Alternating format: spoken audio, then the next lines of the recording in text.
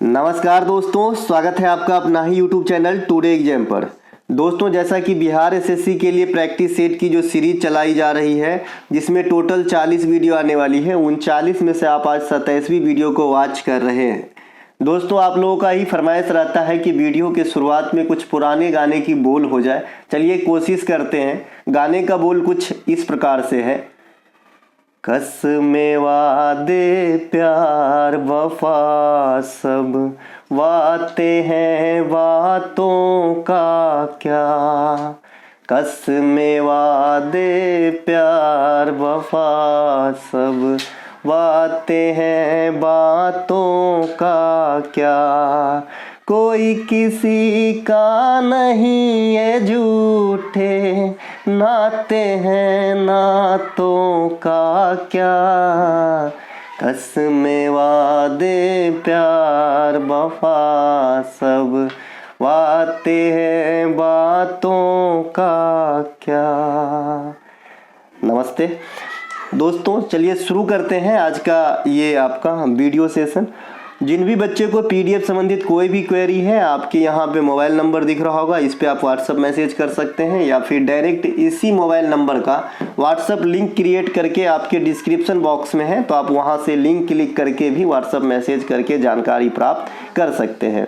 एक प्रश्न के कई सारे फैक्ट होते हैं, ये फैक्ट आपको जरूर कवर करते चलना है। आने वाले समय में जो भी आप एग्जाम देंगे, जहाँ जहाँ जीके जीएस के प्रश्न पूछे जाएंगे, वहाँ हर जगह आपको काम देगा। चलिए शुरू करते हैं। पहला प्रश्न है, भारत में पहले आईवीपीएल 2024 के विजेता कौन है। ये भैया आईपीएल नहीं है, इंडियन प्रीमियर लीग नहीं है, ये है आईवीपीएल। ठीक है भाई, तो आईवीपीएल 2024 के जो विजेता है, ये आपका है वीवीआईपी उत्तर प्रदेश। ठीक है, जैसे उत्तर प्रदेश की टीम आईपीएल में लखनऊ के नाम से है, वैसे ही उत्तर प्रदेश का टीम आईवीपीएल में वीवीआईपी उत्तर प्रदेश के नाम से है। ठीक है, तो ये विजेता रहे हैं, इसलिए इम्पोर्टेंट है। एक तो इसमें लीजेंड लोग क्रिकेट खेलते हैं, दूसरा इसका फर्स्ट एडिशन है, और जब कोई चीज़ पहली बार होती है तो माहौल कुछ अलग होता है। ठीक है भैया, तो ध्यान रखेंगे। इसके अलावा इस आईवीपीएल में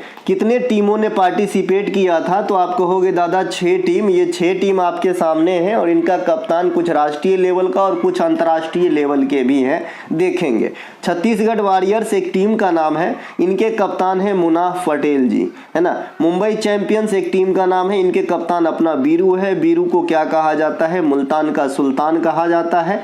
राजस्थान लीजेंड्स के कप्तान है प्रवीण कुमार भैया। रेड कारपेट दिल्ली के कप्तान है हर्षल गिब्स साहब, ये साउथ अफ्रीका के पहले भूतपूर्व खिलाड़ी रहे हैं।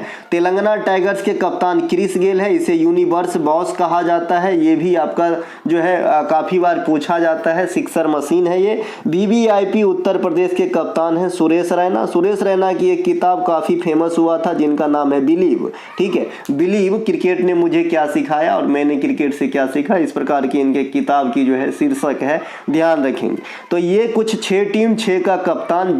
जीता कौन, तो भैया आपका सुरेश रैना का टीम, और उपविजेता कौन रहा था, तो अपना बीरू का टीम, यानी मुंबई चैंपियंस। आपने आईवीपीएल के बारे में समझ लिया। इसके अलावा यह मैच कहां पर हुआ, जैसे आईपीएल कई सारे स्टेडियम में होता है, चूंकि इसका बजट कम होता है, इसीलिए यह एक ही स्टेडियम में कराया गया। उस स्टेडियम का नाम है विजय सिंह पथिक स्पोर्ट्स कॉम्प्लेक्स, ये ग्रेटर नोएडा में है ना। तो यही ध्यान रखेंगे। बाद बाकी रनर अप और रनर अप विजेता तो आप समझ ही लिए। इनके अलावा अब आईपीएल की बात करेंगे, क्योंकि एक जैसे प्रश्न को हम एक ही साथ लपेटते हैं, आप समझते होंगे, है ना। तो आईपीएल की शुरुआत 2008 में हुई थी। प्रथम विजेता राजस्थान रॉयल है। 2023 आईपीएल के विजेता जो है चेन्नई सुपर किंग्स रहा था, अपना माही भाई का टीम। 2024 आईपीएल अभी हुआ नहीं है। 2024 के आईपीएल में सबसे महंगे खिलाड़ी मिशेल स्टार्क है। इन्हें कौन खरीदा है, केकेआर ने खरीदा है, कोलकाता नाइट राइडर्स ने खरीदा है, शाहरुख खान ने खरीदा है। ठीक है भाई, कितने पैसे में खरीदा है ना, ठीक से थोड़ा संभालिए, 24.75 करोड़। मैं कहता हूं, है ना, कि मैं जैसे एक साधारण जॉब करता हूं, ऐसे कम से कम जो है कम से कम तो 8 आदमी तो लगेंगे पूरे लाइफ में इतने पैसे कमाने के लिए, समझ रहे हैं। तो आप समझ सकते हैं कि क्या मोल है पैसे का और क्या मोल है ईमानदारी से रहने का। ठीक है भाई, मैं कहता हूँ, ये नहीं कहता हूँ कि मत खरीदो, लेकिन इतने में तो मत खरीदो यार। ये देश पे एकदम वो हो रहा है भाई, किसी को खाने के लिए नहीं, किसी को इतना कि एक बॉल का सीधे 2 लाख रुपए, हद है। इसके अलावा WPL का पहला संस्करण का आयोजन 2023 में हुआ था। विजेता मुंबई इंडियंस, उपविजेता दिल्ली रहा था। WPL का सेकेंड एडिशन चल रहा है, लेकिन इसका जो है अभी रिजल्ट नहीं आया है। इनके अलावा खेलो इंडिया यूथ गेम का पहला संस्करण 2018 में किस नाम से हुआ था, मन में आना जाना चाहिए, भट्ट से। ठीक है, तो पहला जो है खेलो इंडिया यूथ गेम में यह यूथ शब्द नहीं था, इसके जगह पे स्कूल शब्द था, यानी खेलो इंडिया स्कूल गेम के नाम से 2018 दिल्ली में हुआ था। और फर्स्ट एडिशन के विजेता कौन रहे थे, हरियाणा रहे थे, HR रहे थे। ठीक है, इसके अलावा 2024 कहाँ पे हुआ है आपका खेलो इंडिया यूथ गेम 2024, जिसका जो है छठा इवेंट था, तो ये आपका तमिलनाडु में हुआ है। विजेता कौन रहे हैं, तो विजेता महाराष्ट्र रहे हैं, उपविजेता मेजबान तमिलनाडु ही रहा है। ठीक है भाई, और पहला विजेता हरियाणा था। इनके अलावा एक बात और करना जरूरी है, 6 बार आपका खेलो इंडिया यूथ गेम का इवेंट हुआ है, 4 बार के विजेता महाराष्ट्र है और 2 बार के विजेता अपना हरियाणा है, तो इन्हें भी ध्यान रखेंगे। इनके अलावा खेलो इंडिया यूनिवर्सिटी गेम, यूनिवर्सिटी में सभी पढ़े होंगे तो समझ जाते हैं ना यूनिवर्सिटी क्या होता है। कॉलेज की तरफ से लोग पार्टिसिपेट करते हैं और कॉलेज का नाम होता है, ओवरऑल किसी आदमी की नाम नहीं होती यहाँ पे, है ना। तो खेलो इंडिया यूनिवर्सिटी गेम का पहला संस्करण 2020 में उड़ीसा भुवनेश्वर से हुआ था और पहले एडिशन के विजेता भी पंजाब यूनिवर्सिटी थे। 2023 एडिशन के भी विजेता पंजाब यूनिवर्सिटी है। 2024 में खेलो इंडिया यूनिवर्सिटी गेम पूर्वोत्तर भारत के कई राज्यों में कराए गए, जहां विजेता कौन रहा, चंडीगढ़ यूनिवर्सिटी रहा। तो ये लेटेस्ट क्वेश्चन है। ICC वर्ल्ड कप का पहला संस्करण 1975 में हुआ था, विजेता रहा था क्लाइव लाइड, है ना। ये वेस्ट इंडीज के टीम रहे थे, यानी उसी टीम में था भाई क्लाइव लाइड, विवियन रिचर्ड्स, है ना। तो ये विजेता रहे थे, लगातार 2 बार वही जीते थे, तीसरा बार इंडिया जीता था। 2023 वर्ल्ड कप के विजेता है ऑस्ट्रेलिया, रनर अप है भारत। मैच कहाँ हुआ, पूर्णतः भारत में हुआ। सबसे अधिक रन कौन बनाए, विराट कोहली बनाए। सीरीज में एकमात्र दोहरा शतक कौन लगाया, तो ग्लेन मैक्सवेल लगाया था, मैक्सी भाई। ठीक है, ग्लेन मैक्सवेल। किसके खिलाफ, अफगानिस्तान के खिलाफ। ये अपने लिए एक सबक देके जाता है कि अगर आपने मन बना लिया, स्ट्रॉन्ग आपके अगर फीलिंग है, तो काफी सारे चीज आपको मदद करने लगता है, इन्वायरमेंट भी मदद करने लगता है। ये जीता जागता उदाहरण आपने इस मैच में देखा होगा। इंडिया में क्रिकेट प्रेमी सभी है, सभी देखे होंगे, है ना, कि 7 या 6 विकेट हो गया था और ग्लेन मैक्सवेल के टांग में चोट भी लग गए थे, दौड़ नहीं पा रहा था। इन्होंने मन बनाया कि अब दौड़ेंगे नहीं, सीधे बाउंड्री भेजेंगे बॉल को, और ऐसा जो है मुंह से मैच को छीन लिया, है ना। इनके अलावा पहले खेलो इंडिया पैरा गेम यह 2023 दिल्ली में हुआ है, विजेता हरियाणा रहा है, दिसंबर 2023 में हुआ, लेटेस्ट करंट अफेयर है। इसमें 7 खेलों को शामिल किया गया था और इसके विजेता कौन रहे हैं, हरियाणा रहे हैं। और उप विजेता की बात करेंगे तो उत्तर प्रदेश रहे हैं। ठीक है, तो हरियाणा और उत्तर प्रदेश पहला और दूसरा आया इसमें।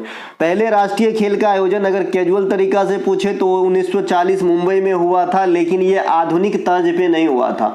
आधुनिक जो राष्ट्रीय खेल होता है हमारे यहाँ, जैसा कि ओलंपिक खेल होता है, उसी तर्ज पे कराया जाता है। तो अगर आपसे एग्जामिनर पहले ही लाइन में लिख दे कि आधुनिक स्वरूप में राष्ट्रीय खेल का शुरुआत कब हुआ, तो 1985 आंसर देना है। ठीक है भाई, क्योंकि ओलंपिक की भी इतिहास इसी प्रकार का है। पहले 776 BC में ओलंपिक खेल शुरू हुआ था, लेकिन आधुनिक ओलंपिक 1896 ईस्वी में शुरू हुआ है। तो कहाँ BC और कहाँ ईस्वी, तो ये दोनों में भी फर्क है। इसी प्रकार से इस खेल यानी जो राष्ट्रीय खेल है, यहाँ भी फर्क है। चीजों को घर पे समझ लीजिएगा, एग्जाम में फायदा करेगा। बड़े पढ़ाकू बच्चे जो है एग्जाम में जल्दबाजी में अधजल गगरी छलकत जाल पे जो है टिक कर देते हैं, घर पे आके सर फोड़ते हैं। तो ऐसा नहीं करना है।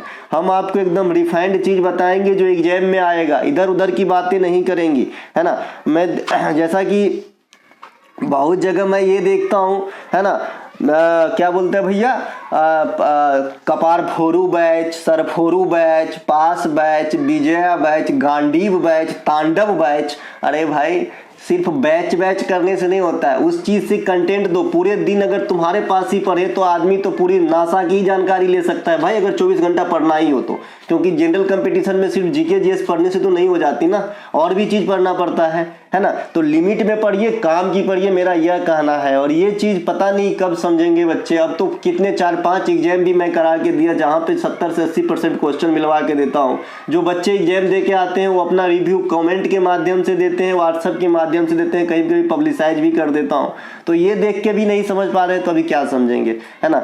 तो आप लोग अटेंड किया कीजिए, कहने का मतलब ये है, क्योंकि मैं बहुत मेहनत करके जो है आपके लिए वीडियो बनाता हूँ। इसमें मेरी कई सारी चीज़ों की दफन होती है, आप एक ही बात मोटे में समझ लीजिए, है ना। चलिए, इसके अलावा 37वां राष्ट्रीय खेल ये गोवा में हुआ है। 38वां राष्ट्रीय खेल ये आपका उत्तराखंड में है। दफन कहने का मतलब जो मेरी बची खुची टाइम होती है उसमें काट के मैं आप लोगों के लिए जो है लाता हूँ, फिर भी आप लोग साथ नहीं देते तो फिर थोड़ा सा मजा जो है लगता है कि यार सब बेकार है, ठीक है।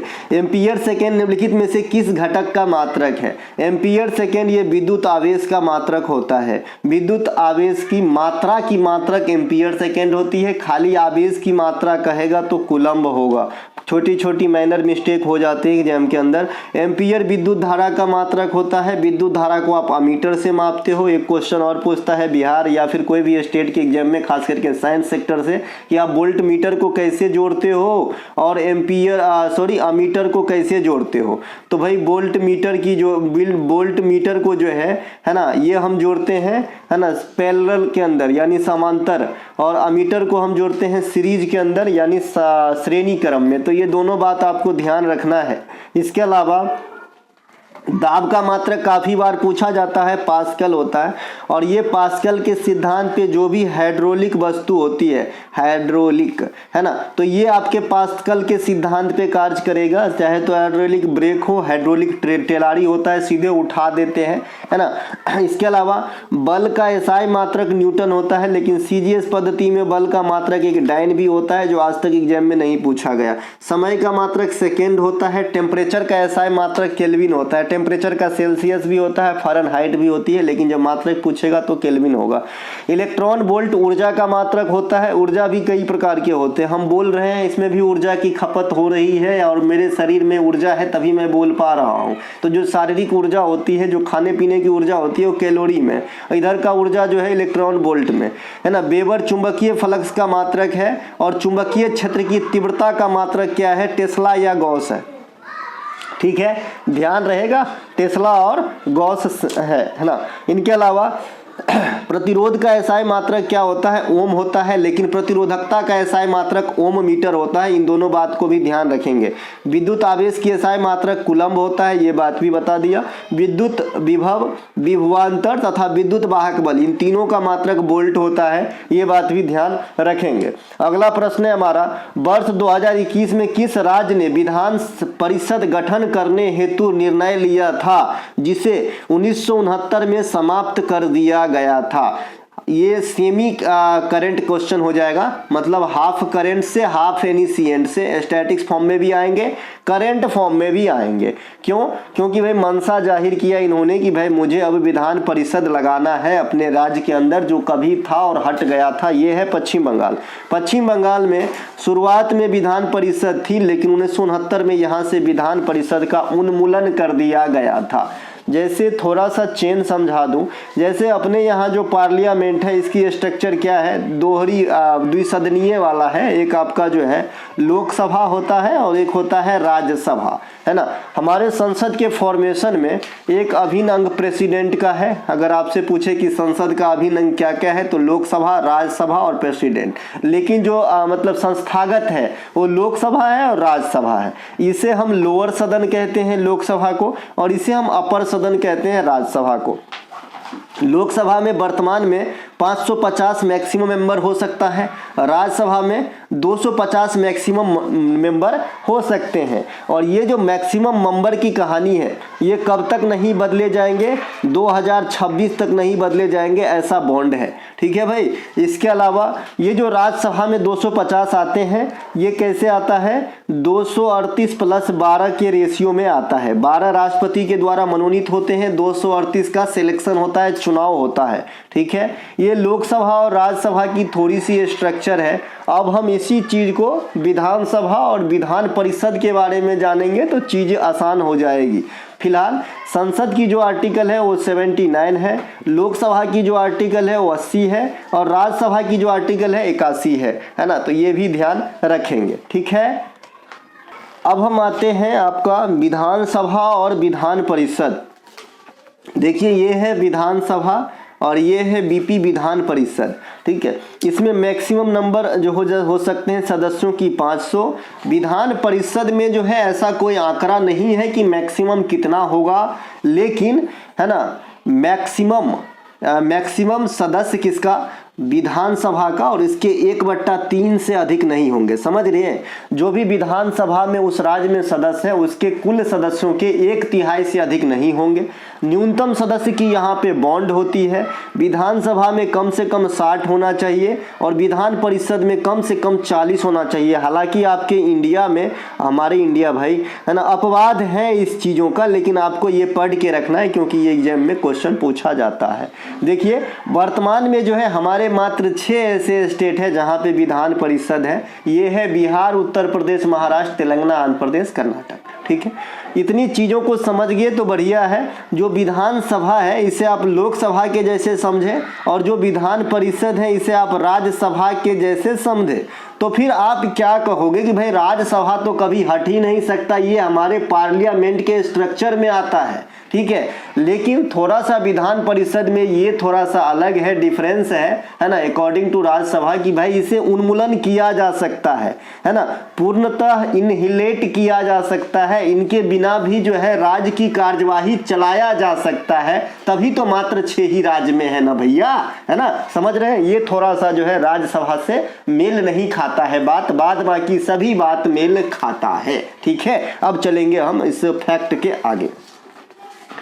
भारत में वर्तमान में 6 राज्य बता दिए जहां पे आपका विधान परिषद है, बाइकैमरल स्टेट है ना। इसके अलावा आंध्र प्रदेश सरकार ने 2020 में मंशा जाहिर किया कि वो अपने विधान परिषद को समाप्त कर देगा। अभी आपने एक राज्य के बारे में सुना कि विधान परिषद लगाने की बात कर रहा है, जो कर रहा है पश्चिम बंगाल, एक राज्य हटाने की बात कर रहा है, जो कर रहा है आंध्र प्रदेश। तो ये लगाने और हटाने की प्रोसीजर क्या है? ऐसा तो नहीं कि आज हमने बोल दिया हट तो हट, लग तो लग, ऐसा नहीं होता। यहाँ भी कुछ नियम है, कायदे हैं, कानून है। जब आप देखिए संसद एक विधान परिषद को जहां पहले से मौजूद है का विघटन कर सकती है। विघटन से यहाँ तात्पर्य रोकना से नहीं है, पूर्णतः समाप्त करने से है, ठीक है। जहां पहले से मौजूद नहीं है वहां पे गठन कर सकती है। ये पावर किसके पास है? संसद के पास। लेकिन डायरेक्ट संसद नहीं कर सकता है, ठीक है। नहीं तो बीजेपी की सरकार है, चाहे तो हर जगह लगवा दे भाई, ऐसा नहीं है, ठीक है। ये डायरेक्ट संसद नहीं कर सकता। इस बातों की मंशा पहले उस राज्य के विधानसभा में पारित करना होता है, और जब विधानसभा में पारित हो जाती है तब संसद के पास भेज के वहां भी पारित करवाया जाता है, तब इस प्रकार की बातें होती है। आई होप आप समझ गए होंगे, ठीक है। चलते हैं आगे। अनुच्छेद 169 के अनुसार संसद के तरह ही राज्य की विधायिका भी द्विसदनीय हो सकती है। जैसा कि मैंने अभी आपको बताया कि हो सकती है, नहीं भी रहे तो भी काम चल सकती है। हटाने और लगाने की प्रोसीजर बता दिया। राज्यसभा, लोकसभा, विधानसभा, विधान परिषद में रिलेशन स्थापित करके आपको इक्वलिटीज को दिखा दिया, ठीक है। अब यहाँ पे जो अधिकतम, लोअर और न्यूनतम बताए थे कि भाई कितने कितने सदस्य होना चाहिए, वही चीज यहाँ पे लिखा है। तो ये चीज से मैं सीधे आगे निकलता हूं, ठीक है। इसके अलावा विधान परिषद राज्यसभा की तरह ही अस्थाई सदन है, यानी जहां भी विधान परिषद प्रचलन में है उसे जो है स्थगित नहीं किया जा सकता, लेकिन पूर्णतः समाप्त किया जा सकता है। इसी बात पे आधे घंटे से थेसिस मैं दे रहा हूं, माफ करना भैया, मजाक करने की आदत है। अगला प्रश्न है, प्रसिद्ध पुस्तक गांधी एंड स्टालिन के लेखक कौन है ना। स्टालिन आदमी का नाम है भाई, रूस के हैं, और जो 5 ईयर प्लान है, 5 ईयर प्लान, पंचवर्षीय योजना, कहीं ना कहीं रसिया में स्टालिन की ही देन है, ठीक है। तो ये लुई फीसर है इस किताब के लेखक, ठीक है। गांधी एंड स्टालिन, बाद बाकी स्टालिन हमारे इंडिया में भी है ना भाई। इसके अलावा हार्ट ऑफ इंडिया, इनके लेखक है मार्क टुली। ओथेलो, आज you like it, merchant of Venice, इनके लेखक हैं विलियम शेक्सपियर। और भारत की शेक्सपियर किसे कहा जाता है? महाकवि कालिदास को। मेन कैंप, मेरी, है ना, इसका जर्मन भाषा का है। तो ये हिटलर, नाजीवाद के समर्थक Hitler. A brief history of time, Stephen Hawkins, पूरी जिंदगी व्हील चेयर पे गुजारने वाला वैज्ञानिक फिर भी इतने तेज तर्रार, हैरी पॉटर, जेके रॉलिंग, दुनिया में बहुत ज़्यादा बिकने वाली किताबों की सीरीज है ये हैरी पॉटर। इनके अलावा लाइफ ऑफ पाई येन मॉर्टल की किताब है, unto this last John Ruskin की किताब है, यही किताब गांधी जी की जिंदगी में एक अलग मोड़ ले आया। The origin of species Charles Darwin की किताब है। दास कैपिटल कार्ल मार्क्स की किताब है। वेल्थ ऑफ नेशन अर्थशास्त्र का पिता एडम स्मिथ का किताब है। प्रिंसिपिया न्यूटन का किताब है। गुड अर्थ पर्ल एस बक की किताब है। ये कुछ किताब जिसके नाम इंटरनेशनल जैसा लग रहा हो वैसा ही किताब को मैंने यहाँ पे रखा हूँ, राज्य सरकार भर भर के पूछते हैं। इनके अलावा कथकली, कथक, मणिपुरी, ओडिसी, ये 4 शास्त्रीय नृत्य आपके सामने दिया गया है, क्लासिकल डांस दिया गया है। इनमें से किस क्लासिकल डांस में मुखौटा या स्वांग का इस्तेमाल किया जाता है? तो ये कथकली है। कथकली में आप मुखौटों का इस्तेमाल कर लेते हैं, इस प्रकार से मुखौटा बना होता है जो आपके है ना जो भी नर्तक होते हैं उनके मुंह के आसपास लगे होते हैं, इस प्रकार से है ना। ये बन गया भैया कथकली का डिजाइन, ठीक है। तो इस प्रकार से है ना, बहुत अच्छा बनाया मैं, है ना, आश्चर्य हो रहा है मुझे, है ना। तो ये आपका कथकली केरल के प्रमुख शास्त्रीय नृत्य है। कलाकारों में बात करेंगे कलामंडलम कृष्णा नायर, बल्लतोल नारायण मेनन, गुरुम कीजिम पदम, है ना, कुमारन नायर होगा, कुमार नहीं कुमारन नायर है। कलामंडलम रजनी शास्त्रीय नृत्य का ऐसा फॉर्म जिसमें मुखौटा का इस्तेमाल होता है, बता दिया। केरल के अन्य शास्त्रीय नृत्य की बात करेंगे तो एक और है मोहिनी अट्टम है। मोहिनी अट्टम में है ना सबसे कठिन स्टेप होता है शास्त्रीय नृत्य के अंदर, इसमें सिर्फ महिलाएं ही भाग लेती है, कोई भी पुरुष कलाकार इसमें भाग नहीं लेती है। इसमें जो है भगवान विष्णु की आराधना होती है। प्रमुख कलाकार की बात करेंगे कनक रेले, जो आपका नालंदा डांस स्कूल से संबंधित है। आज सेकेंड शिफ्ट जीडी में पूछा भी गया था ये वाला कनक रेले वाला, है ना। जयप्रभा मेनन, कल्याण कुट्टी अम्मा, शोभा नायर, सुनंदा नायर, कलामंडलम राधिका हिमावती। एसएससी की कोई भी एग्जाम में 80% क्वेश्चन मेरे ही पढ़ाए से आएंगे, ये मैं घमंड स्वरूप नहीं कह रहा हूँ, मेहनत के बल पे कह रहा हूँ, ठीक है। अगर आप लोगों ने साथ दिया तो आएगा आपके एग्जाम में, आप टिक करके आओगे फिर आप मुझे बताओगे। 8 शास्त्रीय नृत्य इस प्रकार है: भरतनाट्यम, कुचिपुड़ी, सत्रिया, मणिपुरी, ओडिसी, कथक, मोहिनी अट्टम, कथकली। घमंड किसका बात की भाई, एक से एक जो है सिकंदर चले गए, है ना। इनके अलावा पुरुलिया का छऊ, सरायकेला का छऊ, मयूरभंज का छऊ, ये 3 छऊ है जो 3 जगह की जाती है। मयूरभंज आपके उड़ीसा में होती है। इसमें एक विशेष फर्क होता है कि इसमें जो है मुखौटा का इस्तेमाल नहीं किया जाता है, छऊ को जो है हाफ क्लासिकल डांस का दर्जा दिया गया है। कथक नृत्य के कलाकार, जो कथक उत्तर भारत या उत्तर प्रदेश की प्रमुख शास्त्रीय नृत्य है, सितारा देवी, पंडित बिरजू महाराज, नालनी, कमालनी, अस्थाना, कुमुदनी लखिया पूछा है सेकंड शिफ्ट में, माफ कीजिएगा कुमुदनी लिखना लखिया पूछा है, मैंने एनालिसिस नहीं करवाया, इसलिए नहीं करवा रहा हूँ कि क्वेश्चन जो है काफ़ी ज़्यादा, मतलब क्या पूरे पढ़ाए हुए ही आ रहे हैं तो क्या कराऊँ, एक ही चीज़ बार बार क्या कराऊँ, अच्छा नहीं लगता।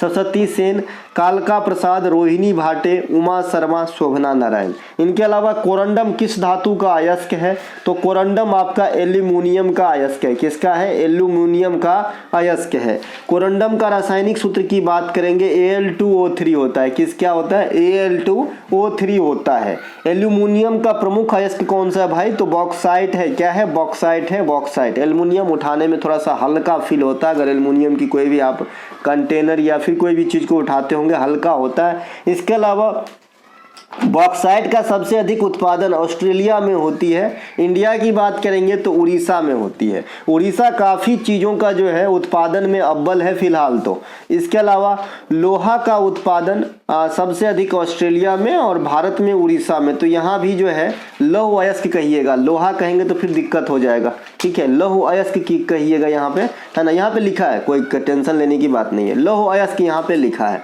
क्योंकि अयस्क और फ्रेश माल में थोड़ा सा फर्क तो होता है ना।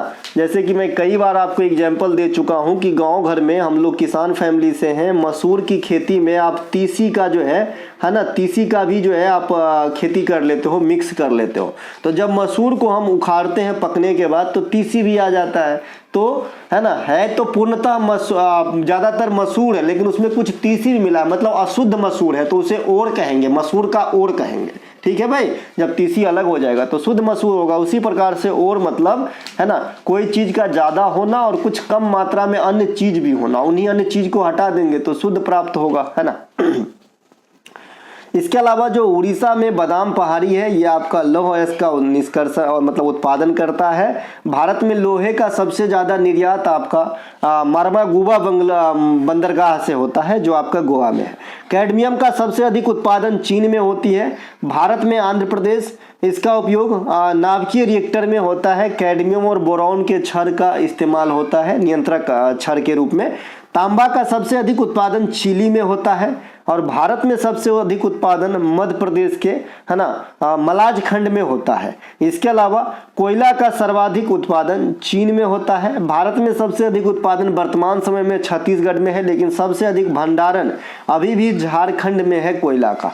इसके अलावा अगला क्वेश्चन है, फुकागू और फ्रंटियर निम्नलिखित में से क्या है? भैया फुकागू और फ्रंटियर जो है ये अपने अपने देश के विशालतम सुपर कंप्यूटर है, ठीक है। जहां फुकागू आपका जापान का है, फुकागू तो नाम से स्पष्ट है कि यह जापान का है, और फ्रंटियर कहां का है? अमेरिका का है। दुनिया में इस समय सबसे तेज सुपर कंप्यूटर फ्रंटियर है जो अमेरिका का है, फुकागू को पीछे छोड़ दिया है।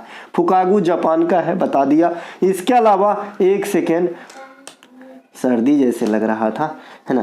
कंप्यूटर का पिता चार्ल्स बेबेज को कहा जाता है, जबकि सुपर कंप्यूटर का पिता सैमुअल क्रे को कहा जाता है।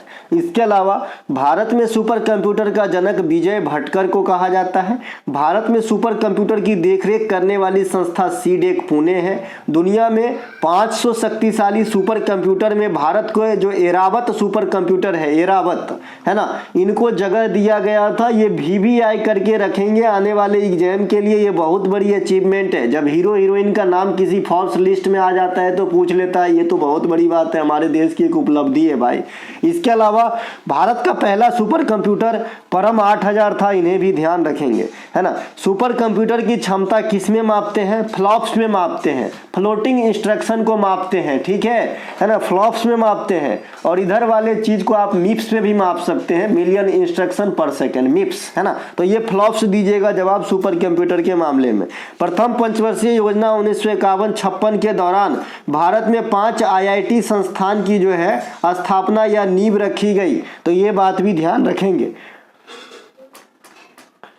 अगला है कि विश्व खाद्य दिवस 2023 की थीम क्या थी? तो water is life, water is food, leave no one behind, है ना। तो ये था भैया विश्व खाद्य दिवस 2023 का थीम रखा गया था। विश्व खाद्य संगठन FAO की स्थापना 1945 कनाडा के क्यूबेक में हुआ था, लेकिन इसका मुख्यालय कहाँ पे है? रोम, इटली में है, इसे भी ध्यान रखेंगे, है ना। विश्व आर्द्र भूमि संरक्षण 2024 का थीम आर्द्र भूमि और मानव कल्याण। 2023 में इसका थीम रखा गया था it's time for wetland restoration, ठीक है। दोनों बात ध्यान रखेंगे, 23 वाला भी आ सकता है, 24 वाला अभी बीता है, ये भी आ सकता है।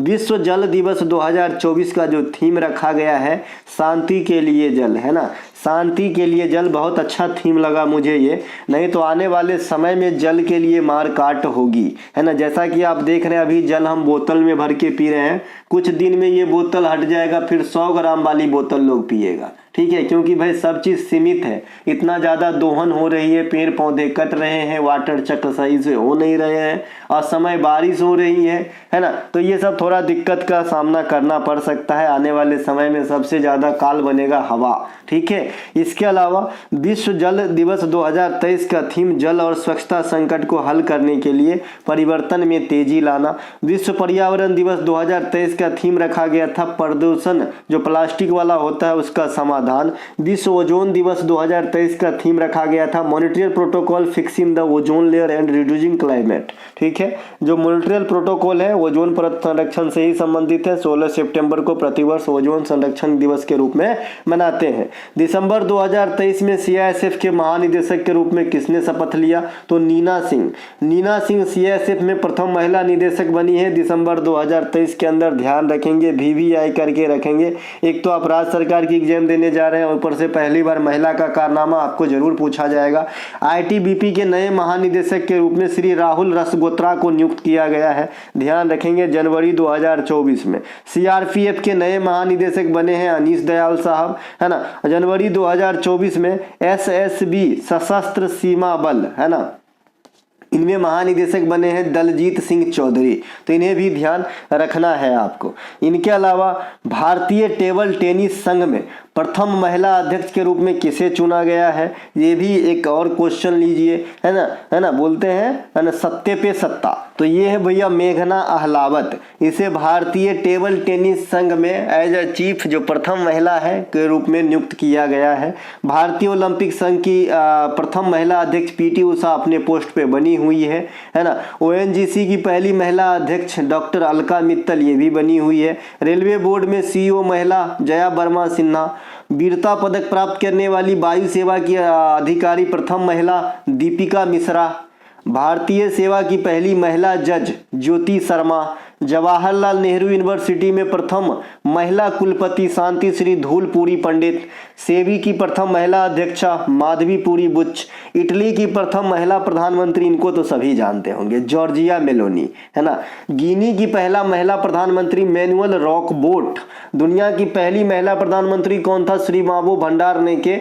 मैंने बिहार एसएससी के करीब 12 से 14 बार पूछे गए एग्जाम के जो है आपका प्रीवियस ईयर क्वेश्चन है, हालांकि मैं वहां से क्वेश्चन लाता नहीं हूँ, बहुत लो लेवल की क्वेश्चन 2013-14 से पहले पूछे जाते थे, वो सब पढ़ने लायक नहीं है ना। तो उसमें ज्यादातर टाइम मैं इस क्वेश्चन को रिपीटिशन देखा कि भारत में दुनिया में पहली जो है महिला प्रधानमंत्री श्री माबो भंडारनायके श्रीलंका में बनी थी।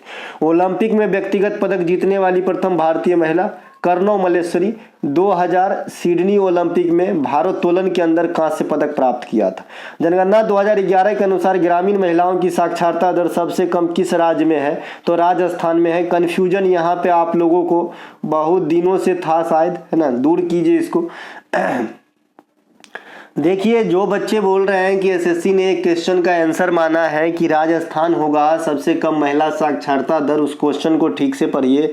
उस क्वेश्चन ने लिखा था कि ग्रामीण महिलाओं की साक्षरता दर, तब राजस्थान आंसर है, ठीक है। खाली महिलाओं का साक्षरता दर पूछेगा सबसे कम किसका है, तो अपना प्यारा बिहार ही होगा, ठीक है। जनगणना 2011 के अनुसार बिहार में महिलाओं की लिटरेसी रेट जो है 51.5% है, जबकि राजस्थान में महिलाओं की लिटरेसी रेट 52.14% है। तो मुझे नहीं लगता है कि 51.5 से कम है 52, है ना, .14, यही वाला ग्राफ ठीक है कि 52.14 ज्यादा है, तो राजस्थान ज्यादा होगा। ओवरऑल बिहार में ओवरऑल लिटरेसी रेट भी कम है, पुरुष वाला थोड़ा सा साइड में रखेंगे, महिला वाला भी कम है, ठीक है। इनके अलावा बिहार साक्षरता दर, माफ कीजिएगा, महिला साक्षरता दर जो ओवरऑल इंडिया का है ये 65.46% है, पुरुष का 82.14 और ओवरऑल 74.04% है।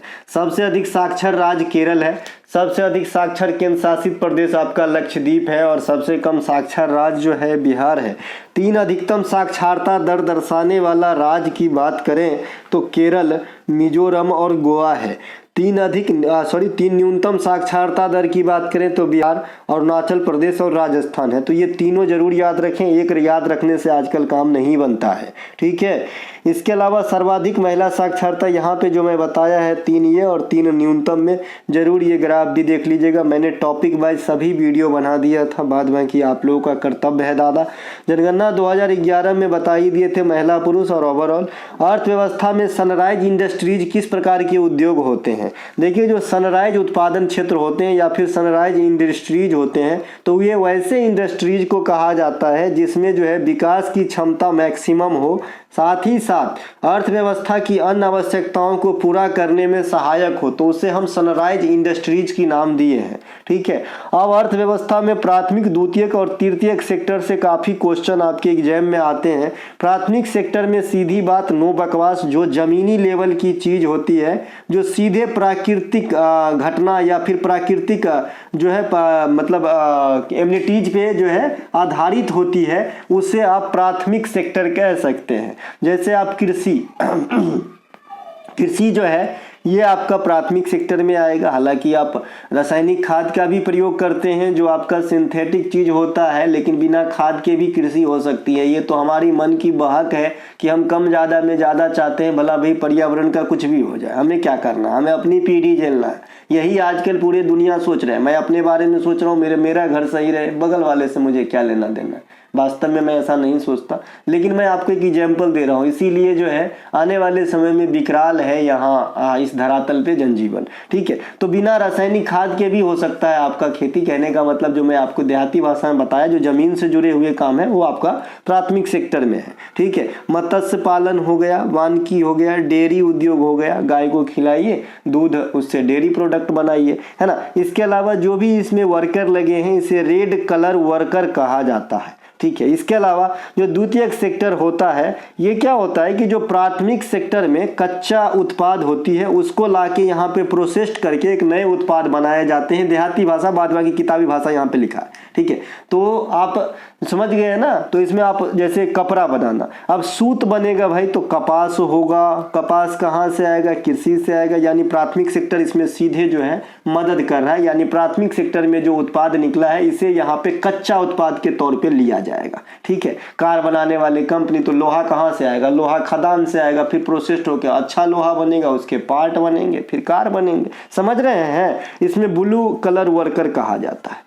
तृतीयक सेक्टर वह सेक्टर है जो प्राथमिक और द्वितीयक दोनों सेक्टर को हेल्प करने का काम करता है। जैसे मुझे दुकान खोलना है, जैसे मुझे कपड़ा बनाने वाली एक फैक्ट्री डालनी है, मशीन डालनी है, तो पैसवा लगेगा ना जी। तो पैसवा कौन देगा? रामू काका नहीं, कौन देगा? एक बैंक देगा। तो बैंक मदद करता है। फिर जो है कपड़ा बनाने की चीज के लिए धागा, है ना। मैं महाराष्ट्र में रहता हूँ, मेरे गांव के बहुत सारे लोग जो है, आपका भिवंडी एक जगह है महाराष्ट्र में, वहाँ पे कपड़ा की काफी काम होते हैं। ठीक है, तो वहाँ मैं गया हूँ, मैं देखा हूँ कैसे बनता है, तो मुझे पता है इसमें क्या क्या लगता है। ठीक है, तो जो आपका कपड़ा उद्योग, चाहे कोई भी और उद्योग ले लीजिए, तो जो कच्चा माल को परिवहन का जरूरत होगा तो परिवहन हो गया, पैसवा वगैरह हो गया। तो इसीलिए इसे सेवा क्षेत्र कहा जाता है, तृतीयक सेक्टर को। यानी पहला और दूसरे सेक्टर में जो मदद पहुंचाए। अध्यक्ष सहित प्रारूप समिति में कुल कितने सदस्य थे? तो 7 गो थे। भीमराव अंबेडकर साहब आपका जो है अध्यक्ष हुआ करता था। बाद बाकी 6 सदस्य इस प्रकार है: एन गोपाला स्वामी अयंगर, अल्लादी कृष्णा स्वामी, कन्हैया लाल मानिकलाल मुंशी। मैंने आपको कहा था कि इनमें मैक्सिमम सदस्य का नाम जो है कृष्ण भगवान के नाम पे है, आपको याद रखने के लिए। तो गोपाला स्वामी, अब गोपाल कौन थे? अपना कन्हैया नटखट, है ना। कृष्णा कौन थे? तो कृष्ण थे। कन्हैया लाल कौन थे? तो कृष्णा था, है ना। तो ये 3 नाम तो इसी से आप पकड़ लोगे। अध्यक्ष आपको याद ही है, भीमराव अंबेडकर साहब। इसके अलावा मनिकलाल मुंशी, सैयद मोहम्मद सादुल्ला, एन माधव। ये माधव कौन है? ये भी कृष्णा है। तो 5 को तो ऐसे ही याद हो गया। डीपी खेतान। तो ये सब जो है आप याद रख लेंगे, काम आएगी। ठीक है, प्रारूप समिति कब बना था? बहुत सारे बच्चे जो पहले नहीं पढ़े हैं तो उनको क्या लगता है ये आजादी के पहले ही बना होगा, लेकिन ऐसा नहीं है। प्रारूप समिति का फॉर्मेशन 29 अगस्त 1947 को हुआ था, जबकि हम लोग आजाद हो गए थे 15 अगस्त 1947। ये तो गुनगुन को भी पता है। ठीक है, इसके अलावा संविधान सभा के समक्ष उद्देश्य प्रस्ताव जवाहरलाल नेहरू ने 13 दिसंबर 1946 को पेश किया था, है ना। ये भी क्वेश्चन आपके एग्जाम में आता है। जवाहरलाल नेहरू से कई क्वेश्चन आते हैं, जैसा कि मैंने आपको बता दिया है कि लाहौर अधिवेशन की अध्यक्षता किसने किया था, जो 1929 में हुआ था, जिसमें पूर्ण स्वराज की मांग की थी जवाहरलाल नेहरू। आजादी के बाद पहली बार जनगणना लाहौर गेट पे किसने फहराया था? लाहौरी गेट पे, माफ कीजिएगा, जो लाल किले के प्रांगण में है, नहीं तो लाहौर नहीं चला जाना। तो ये भी जवाहरलाल नेहरू, है ना। जो आपका पंचायत व्यवस्था इंडिया में 1959 में, उनमें कौन जोड़ तोड़ सहयोग किए थे? तो जवाहरलाल नेहरू। सबसे अधिक दिन तक लगातार प्रधानमंत्री के पोस्ट पे कौन रहे थे? तो जवाहरलाल नेहरू। सेंगोल को सबसे पहले किस प्रधानमंत्री ने प्राप्त किए थे? तो जवाहरलाल नेहरू। ये सब कुछ क्वेश्चन है ना। कैबिनेट मिशन के 3 सदस्य थे, उनका नाम भी आपके एग्जाम में आता है। 1946 में आया था स्टोफर्ड क्रिप्स, अलेक्जेंडर एबी अलेक्जेंडर और लॉर्ड पैथिक लॉरेंस। अकबर के 9 जो दरबारी थे उसे नवरत्न कहा जाता है: अब्दुल रहीम खान खाना, फैजी, अबुल फजल, बीरबल, तानसेन, इस प्रकार से। इसके अलावा कांग्रेस के प्रथम बैठक 1885 में कितने प्रतिनिधि ने भाग लिया था? 72 प्रतिनिधि ने भाग लिया था। ये सब कुछ आंकड़ा वाला क्वेश्चन मैं यहाँ पे रखा हूँ। इसके अलावा जो वित्त आयोग होता है, वित्त आयोग में एक अध्यक्ष प्लस 4 अन्य सदस्य होते हैं। टोटल 5 सदस्य होते हैं। कितने साल के लिए होते हैं? 5 साल के लिए होते हैं। वर्तमान में कितने का गठन लेटेस्ट हुआ है? 16वें वित्त आयोग का गठन हुआ है। कौन से आर्टिकल काम करता है? 280 आर्टिकल काम करता है। कौन नियुक्त करते हैं? प्रेसिडेंट नियुक्त करते हैं। 16वें वित्त आयोग की जो अध्यक्ष अध्यक्ष हैं कौन बने हैं, तो ये अरविंद पनगड़िया साहब बने हैं। बाद बाकी बात करेंगे। राज्य वित्त आयोग की आर्टिकल क्या होता है, 243 आय होता है, कौन करता है, गवर्नर करता है, कितने साल के लिए करता है, वो भी 5 साल के लिए करता है, ठीक है। इसके अलावा राजगीर और बिहार शरीफ की पहाड़ियों में किस प्रकार की चट्टानें देखने को मिलती है। देखिए बिहार में भी कई प्रकार की चट्टान की बनावट होती है, जैसे धारवार होती है ना, धारवार होती है, बिंद संरचना की चट्टान होती है, क्वार्टराइज होती है। तो इस प्रकार से कौन सी चट्टान है जो आपके राजगीर और बिहार शरीफ में जो भी पहाड़ी पड़ते हैं उनमें आपको अधिकांश देखने को मिलेगा, तो धारवार श्रेणी के चट्टान देखने को मिलेगा, ठीक है। इसको हम ग्राफ पे ना ऐसे कटी हुई भाग से दर्शाते हैं चट्टान को। इसके अलावा बिहार में कई प्रकार की संरचना देखने को मिलते हैं, जैसे धारवार संरचना, टर्शियरी संरचना, इसके अलावा और भी बात करेंगे बिंद संरचना, है ना, क्वाटरनरी संरचना, ये सब आपको बिहार के अंदर मिलेगा चट्टान में, है ना। चट्टान तो समझ ही रहे हैं ना, पत्थर भाई, है ना। इसके अलावा बिहार में कई प्रकार बता दिए, बिहार में कैमूर श्रेणी बिंद संरचना की उदाहरण है ना, जहां गंधक और पैराइट पाया जाता है। एक बात बता दें आपको, पैराइट का उत्पादन बिहार में होता है, एकाधिकार है लगभग। पैराइट जो है इंडिया में बिहार में काफ़ी होते हैं। बिहार में जलोढ़ मिट्टी मैदानी भाग में जो चट्टान है वो क्वाटरनरी प्रकार की चट्टान है, जहाँ भी जलोढ़ मिट्टी का क्षेत्र है और वहाँ पे अगर चट्टान की स्थिति बन रही है तो आपकी क्वाटरनरी चट्टान है। इनके अलावा बिहार में सभी नदियों में सबसे प्रमुख कौन से हैं, अपना माता गंगा नदी, और बिहार के कितने जिलों से बहती है, तो 12 जिलों से बहती है। इसके अलावा बिहार को कितने भागों में विभाजित करती है, तो 2 भागों में विभाजित करती है बिहार को, ठीक है। बिहार की नक्शा कुछ इस प्रकार से, थोड़ा सा ज़्यादा ही ये हो गया, ये इस प्रकार से। तो यहाँ से गंगा नदी बहती है और ये बिहार को 2 प्रांत में बांटती है, उत्तरी बिहार और दक्षिणी बिहार में, ठीक है। बिहार के सभी पश्चिमी क्षेत्र, सबसे पश्चिमी क्षेत्र में स्थित नदी जो है वो घाघरा कहेंगे। बिहार में एक नदी है जो CGL3, इस बार नहीं पिछले वाले में पूछा गया था कि 7 नदियों के जल स्रोत से बिहार में कौन सी नदी बहती है, तो गंडक नदी, ठीक है। इसे सप्त गंडक भी इसीलिए कहा जाता है, ठीक है। इसमें 7 नदी के जल स्रोत मिलके बनते हैं गंडक। बिहार से निकलकर गंगा में प्रमुख नदी कौन है, अजय है। अजय नदी का उद्गम बिहार के जमुई से होती है और गंगा में समा जाती है, यानी बिहार से निकलकर बिहार में ही गंगा नदी में विलुप्त हो जाती है अजय नदी। इसके अलावा गुप्त वंश के किस शासक ने महेंद्रादित्य की उपाधि धारण की थी, तो ये था भैया कुमार गुप्त प्रथम, ये महेंद्र आदित्य की उपाधि धारण की थी। गुप्त वंश की संस्थापक की बात करेंगे श्री गुप्त होते हैं, लेकिन अगर वास्तविक फाउंडर की बात करेंगे तो चंद्रगुप्त प्रथम को कहा जाता है। ठीक वैसे ही जैसे गुलाम वंश के संस्थापक कुतुबुद्दीन ऐबक होते हैं, लेकिन वास्तविक संस्थापक की बात करेंगे तो इल्तुतमिश होते हैं, ठीक है। इसी प्रकार से जैसे अगर जैन धर्म की संस्थापक की बात करेंगे तो ऋषभ देव होते हैं, लेकिन वास्तविक संस्थापक की बात करेंगे जैन धर्म में तो भगवान महावीर होते हैं, ठीक है। इसके अलावा नालंदा विश्वविद्यालय के फाउंडर कुमार गुप्त प्रथम है। हुनों की आक्रमण स्कंद गुप्त के काल में हुआ था। महरौली स्तंभ लेख जो दिल्ली के अंदर है ये गुप्त शासक विक्रमादित्य यानी चंद्रगुप्त द्वितीय को रिलेट करता है। गुप्तकालीन शासक चंद्रगुप्त द्वितीय या विक्रमादित्य के काल में ही फहियान भारत आया था। हर्षवर्धन के काल में हेनसांग भारत आया था। हेनसांग को यात्रियों का राजकुमार या शाक्य पंडित कहा जाता है। राजेंद्र चोल को गंगोई कोंडा कहा जाता है। पल्लव राजा नरसिंह वर्मन प्रथम ने बातापी कोंडा की उपाधि धारण की थी, ये बात ध्यान रखेंगे। विजयनगर साम्राज्य के प्रमुख शासक कृष्णदेव राय है, इसे आंध्र भोज भी कहा जाता है। अगला है जेम्स चैडविक ने न्यूट्रॉन की खोज कब किया था, 1932 में किया था। न्यूट्रॉन की खोज जेम्स चैडविक 1932 में, इसीलिए 1935 में इन्हें फिजिक्स के क्षेत्र में नोबेल पुरस्कार दिया गया। न्यूट्रॉन परमाणु के मौलिक कण में है, मूल मौलिक कण में है, जैसे इलेक्ट्रॉन प्रोटॉन न्यूट्रॉन 3 ही तो है। तो न्यूट्रॉन पे कोई भी चार्ज नहीं होता है, इलेक्ट्रॉन पे निगेटिव, प्रोटॉन पे पॉजिटिव चार्ज होता है। इलेक्ट्रॉन की खोज जे थॉमसन ने किया था। प्रोटॉन की खोज गोल्डस्टीन या रदरफोर्ड ने किया था। डाल्टन के परमाणुवाद में यह बताया गया कि परमाणु जो है अविभाज्य है, इसे विभाजित नहीं किया जाएगा। मेंडेलीव की आवर्त सारणी 1869 में बनके तैयार हुआ था। 63 तत्व, 7 आवर्त और 9 वर्ग थे। परमाणु भौतिकी का पिता रदरफोर्ड को कहा जाता है। फिजिक्स का पिता न्यूटन को कहा जाता है। केमिस्ट्री का पिता लेबोजियर को कहा जाता है। प्रतिरक्षा विज्ञान या फिर आप क्या बोलते हैं उनको, प्रतिरक्षा विज्ञान को और आप दूसरे शब्द शब्दों में क्या कह सकते हो भैया, टीकाकरण का पिता एडवर्ड जेनर को कहा जाता है। ठीक है, जो चेचक के टीका का खोज किया था। पोलियो के टीका का खोज किसने किया था? आप लोग जो है ना मुझे बताइएगा कि भैया है ना पोलियो के टीका का खोज जो है किसने किया था, बताना भाई, आप लोगों से जो है यहाँ रिक्वायर्ड है। कोशिका की खोज 1665 रॉबर्ट हुक और जीवित कोशिका की खोज लिविन हॉक 1676। रेडियो सक्रियता की खोज हेनरी बैकुरल ने किया था। प्रतिवर्ष मरु महोत्सव कहाँ मनाया जाता है? तो राजस्थान के है ना, राजस्थान के जैसलमेर में मनाया जाता है आपका मरु महोत्सव। पुष्कर मेला जिसे ऊंट मेला भी कहा जाता है, यह राजस्थान के अजमेर के पास मनाया जाता है। राजस्थान के प्रमुख नृत्य में आएंगे कलबेलिया, इसे गुलाबो सपेरा का नृत्य कहा जाता है। राजस्थान के अन्य नृत्य में आएंगे तो घूमर होता है, घूमर सिर्फ महिलाओं के द्वारा की जाती है। अन्य नृत्य की बात करेंगे 13 ताली, ये मध्य प्रदेश में भी होती है। कठपुतली, कच्चंग, कच्ची गोरी इत्यादि।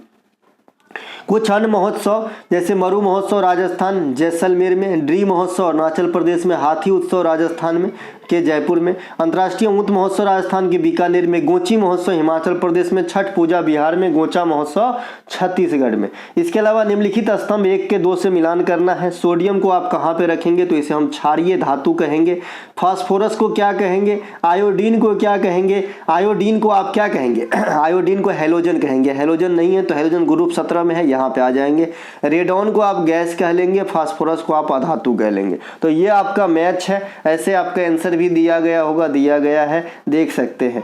सोडियम के बारे में बात कर लेते हैं। सोडियम बहुत ही लचीली होती है, इसे चाकू से आराम से काटा जा सकता है। ये रहा भैया आपका है ना चाकू, ये है हमारा चाकू। भैया हमको नहीं बनाने आता है यार, हमको चित्रकारी बहुत जो है लो है, हम उसमें है ना बहुत गरीब है हम चित्रकला में। ठीक है, तो ये भैया आपका सोडियम इस प्रकार से है ना। सोडियम को आराम से काटा जा सकता है। सोडियम को आप किरोसिन में डुबा के रख सकते हैं, है ना। आयोडीन की कमी से सोडियम ग्रंथि की विकार उत्पन्न, माफ कीजिएगा, आयोडीन की कमी से थायराइड ग्रंथि की विकार उत्पन्न होती है या फिर घेंघा रोग होती है, इसे भी ध्यान रखेंगे, है ना। आयोडीन का उपयोग हम कट पट जाता है तो एंटीसेप्टिक के रूप में भी करते हैं, है ना। अस्पताल में जाएंगे सबसे पहले पीला कलर का जो लीप लगाता है आयोडीन ही होता है। इसके अलावा रेडॉन एक अक्रिय गैस है ना। Helium, argon, krypton, xenon, radon, ये देखिए जो व्हाइट वाला ग्रुप है ये सब अक्रिय गैस है। नकारा हुआ बेटा सबसे लास्ट में, तो आवर्त सारणी के सबसे लास्ट श्रेणी यानी 18 नंबर में आपका इनर्ट नोबेल या अक्रिय गैस को रखा गया है। यह जो रेडॉन है इसका इस्तेमाल कैंसर चिकित्सा प्रणाली में भी किया जाता है। ठीक है, बाद में किया है पीरियोडिक टेबल के बारे में A to Z जानकारी पिछले क्लास में समझा दिए थे, क्लास नंबर 27 जो SSC का था या 26। इसके अलावा हाइड्रोजन के कुल कितने समस्थानिक है, इसीलिए कहता हूं भैया कि टोटल क्लास अटेंड किया कीजिए। हम जो भी कंटेंट आपको प्रोवाइड कराएंगे नाम पे मत जाइए, काम पे जाइए। आप मुझे अपना 6 माह दे दो, आप जो है वीडियो से प्रैक्टिस करके वीडियो को देख के PDF से प्रैक्टिस करके याद रख के एग्जाम दे के आइए, फिर देखिए क्या होती है और आप मुझे खुद आके अपनी फीडबैक दीजिएगा, है ना। और आशा है कि वैसा ही दीजिएगा जैसे आज तक लोग देते आया है। ठीक है, हाइड्रोजन के कुल कितने समस्थानिक होते हैं? 3 होते हैं। हाइड्रोजन के 3 समस्थानिक प्रोटियम, ट्रिटियम, ड्यूटेरियम, ये 3 हो जाएगा भैया। हाइड्रोजन आधुनिक आवर्त सारणी के माफ कीजिएगा समूह 1 में और पहले स्थान पर भी है। ठीक है, समूह 1 में तो है ये है और पहले स्थान पे है, इसका मतलब इसमें परमाणु क्रमांक 1 है यानी प्रोटॉन की संख्या 1 है ना। इसका परमाणु द्रव्यमान भी 1 के होता है यानी P + N = 1। जब P बराबर 1 तो N बराबर कितना हो जाएगा? 0 हो जाएगा। मतलब न्यूट्रॉन की संख्या इसमें कितनी होती है? 0 होती है, न्यूट्रॉन नहीं पाई जाती है। ठीक है, हाइड्रोजन को भविष्य का ईंधन कहा जाता है, यह एक ज्वलनशील गैस होता है। हाइड्रोजन के समस्थानिक से बना है भारी जल D2O जिसे ड्यूटेरियम ऑक्साइड कहते हैं। इसका इस्तेमाल नाभिकीय रिएक्टर में मंदक के रूप में होता है जो न्यूट्रॉन को अवशोषण करने का काम करता है। भारी जल संयंत्र जो प्रसिद्ध है इंडिया में ये तालचेर में है ना, और भी जगह है। समस्थानिक ऐसे तत्व को कहा जाता है जिसके परमाणु क्रमांक समान हो लेकिन परमाणु भार अलग अलग हो। अभी आपने परमाणु भार का परिभाषा देख लिया था, प्रोटॉन प्लस न्यूट्रॉन की संख्या को हम परमाणु द्रव्यमान या परमाणु भार कहते हैं, प्रोटॉन की संख्या को परमाणु क्रमांक कहते हैं। किसी भी तत्वों की अभिक्रिया में संयोजी इलेक्ट्रॉन भाग लेते हैं। संयोजी इलेक्ट्रॉन जो भी वैलेंसी रूसी होती है ना, वो जो है सबसे बाहरी सेल में जो भी इलेक्ट्रॉन होते हैं उसे हम क्या कहते हैं, संयोजी इलेक्ट्रॉन कहते हैं। परमाणु के किसी भी कक्षा में पाए जाने वाली मैक्सिमम नंबर्स ऑफ इलेक्ट्रॉन्स के लिए हमारा क्या सूत्र है, 2n² है, जहां n क्या है, कक्षा की संख्या। अगर पहला कक्षा में कितने इलेक्ट्रॉन होंगे तो 2 गुने 1 का स्क्वायर मतलब 2। दूसरा कक्षा में कितना होगा तो 2 गुने 2 का स्क्वायर मतलब 4 दूनी की 8। तीसरी कक्षा में कितना होगी तो 2 गुने 3 का स्क्वायर मतलब 18। इस प्रकार से चलता है हमारा, है ना। इसके अलावा विख्यात तट मंदिर किस राज्य में स्थित है, भैया तट मंदिर जो है ये तमिलनाडु में है। विख्यात तट मंदिर तमिलनाडु के ममल्लपुरम में है। सूर्य मंदिर का निर्माण नरसिंह वर्मन द्वितीय ने करवाया था, है ना। सूर्य मंदिर नहीं भैया, यहाँ पे लिखिएगा सौर मंदिर। क्या लिखिएगा, सौर मंदिर, सौर मंदिर, सूर्य नहीं सौर मंदिर, ठीक है। पल्लव शासक ने सौर मंदिर का करवाया था। सूर्य मंदिर 2 जगह है, मैं बात करूंगा इसके आगे। सूर्य मंदिर जो है ये फिलहाल नहीं करवाए थे, वो जो है गंग वंश था। कांची के मुक्तेश्वर मंदिर का निर्माण पल्लव शासक नंदी वर्मन ने करवाया था, है ना। इसके अलावा, है ना, इसके अलावा जो है आपका विष्णुपद मंदिर गया में स्थित है, यह फल्गु नदी के किनारे स्थित है। इनके अलावा तमिलनाडु के बृहदेश्वर मंदिर या राजराजेश्वर मंदिर का निर्माण, है ना, चोल शासक राजराज प्रथम ने करवाया था, राज प्रथम ने करवाया था। इसके अलावा खजुराहो के मंदिर में जो है निर्माण चंदेल शासक ने करवाया था। कंदरिया महादेव का मंदिर खजुराहो के मंदिर ग्रुप में सबसे बड़े हैं, गंधार और जो है आपका पंचायतन शैली में बना है ना। कोणार्क का मंदिर ये उड़ीसा में है, इसे ब्लैक पैगोडा कहा जाता है। इसे गंग वंश के शासक जो नरसिंह देव प्रथम ने बनवाया था। और ये आपका सूर्य मंदिर है कोणार्क का, मैं इसी की बात कर रहा था। वहाँ पे पल्लव शासक लिखा था, सूर्य मंदिर को काट के सूर्य मंदिर बनाया था। मोढेरा का सूर्य मंदिर ये गुजरात में स्थित है, यह सोलंकी वंश के राजा भीमदेव प्रथम ने बनवाया था। विराष्ट्रीकरण या विनिवेश को दूसरे शब्दों में क्या कहा जाता है, इकोनॉमिक्स का टर्म है, इसे निजीकरण कहा जाता है। भाई आप कोई निवेश करेगा तभी तो उसकी जो है आपका हिस्सेदारी या फिर जो है उसका हक बनेगा। तो भाई सिंपल सी बात है, विनिवेश को निजीकरण भी कहते हैं, प्राइवेट जो हो जाती है ना। वैश्वीकरण इसे क्या कहते हैं कि विभिन्न देशों के लोगों, कंपनियों और सरकारों के बीच अंतःक्रिया और एकीकरण की प्रक्रिया होती है। उदारीकरण क्या होती है, अंतर्राष्ट्रीय व्यापार से जो है प्रतिबंध को कम कर देना या फिर लूज कर देना, छूट देना, उसे उदारीकरण कहते हैं। भारत में निजीकरण, उदारीकरण और आपका जो है वैश्वीकरण, ये तीनों को इंट्रोड्यूस करवाया गया नई आर्थिक नीति 1991 में पीवी नरसिम्हा राव के सरकार में, है ना। बंद अर्थव्यवस्था से क्या तात्पर्य है, वैसा अर्थव्यवस्था जहां पे न तो लेना न तो देना, आयात निर्यात नहीं होता है। पलासी के युद्ध के बाद अंग्रेजों ने किसको बंगाल का शासक बना दिया था या नवाब बना दिया था, तो मीर जाफर को। पलासी का युद्ध 1757 में सिराजुद्दौला और रॉबर्ट क्लाइव के बीच हुआ था, सिराजुद्दौला की हार हुई थी। बक्सर का युद्ध 1764 में, है ना, मुगल बादशाह की सेना, अवध की नवाब और बंगाल की नवाब की संयुक्त सेना अंग्रेज के तरफ से हेक्टर मुनरो, है ना, हेक्टर मुनरो की जीत हुई थी। इसी के बाद 1765 में इलाहाबाद की संधि हुई थी, है ना, रॉबर्ट क्लाइव और शाह आलम द्वितीय के बीच, ठीक है। चतुर्थ आंग्ल मैसूर युद्ध में जो है टीपू सुल्तान की मृत्यु हुई 1799 में, ध्यान रखेंगे। देवराय का युद्ध ये हुआ था 1659 में, है ना, दारा सिकोह और औरंगजेब के बीच। इसी में औरंगजेब को गद्दी मिला था। औरंगजेब के साथ कई लड़ाई होती है। दारा सिकोह का एक धर्मत की लड़ाई भी प्रसिद्ध है, 1658 में होता है, उसमें भी औरंगजेब की जीत होती है, लेकिन गद्दी नहीं मिला था। उसी प्रकार से जैसा आप चौसा और बिलग्राम का युद्ध आपने हुमायूं और शेरशाह सूरी के बीच में समझे होंगे, है ना, लेकिन गद्दी कब मिला, तो लास्ट वाले में कन्नौज के युद्ध में 1540 में, है ना। वाडीवास का युद्ध 1760 में हुआ था। इसे थर्ड कर्नाटक वार के नाम से भी जानते हैं और इसमें फ्रांसीसी सेना की पूर्णतः हार हुई। महात्मा बुद्ध की मृत्यु जिस वर्ष में हुआ उस वर्ष में कौन से बौद्ध संगति का आयोजन करवाया गया, तो प्रथम वाला। महात्मा बुद्ध की मृत्यु भी 483 ईसा पूर्व में हुआ था और प्रथम बौद्ध संगति का आयोजन भी 483 ईसा पूर्व राजगीर में अजात शत्रु के समय महाकश्यप की अध्यक्षता में करवाया गया था, ठीक है। ये मैं कल से कॉपी पेस्ट किया हूँ ये वाला क्वेश्चन को, क्योंकि बिहार में ऐसे क्वेश्चन बहुत टाइम देखा गया है और ये मैं पढ़ाया नहीं था, इसीलिए यहाँ पे ले आया हूँ। द्वितीय बौद्ध संगति 383 ईसा पूर्व वैशाली काला शोक के समय सावक मीर की अध्यक्षता में हुई। आपसे क्या छुपाना, आप तो मेरे बंधु परिवार हो भाई।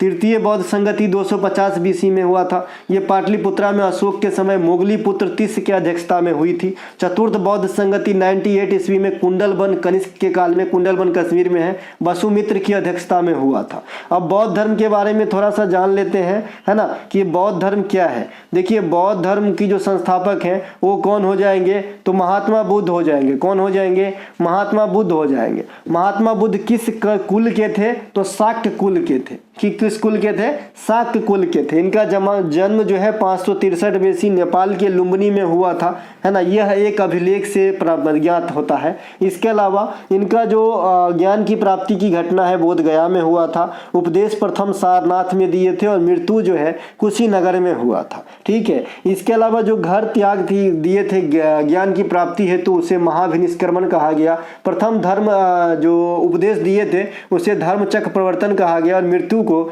महापरिनिर्वाण कहा गया था। महात्मा बुद्ध के गुरु कौन थे, अलार कलाम। बौद्धों के पवित्र ग्रंथ क्या है, त्रिपिटक। और जातक क्या है, तो इसमें पुनर्जन्म की कथा वर्णित है भगवान बुद्ध के।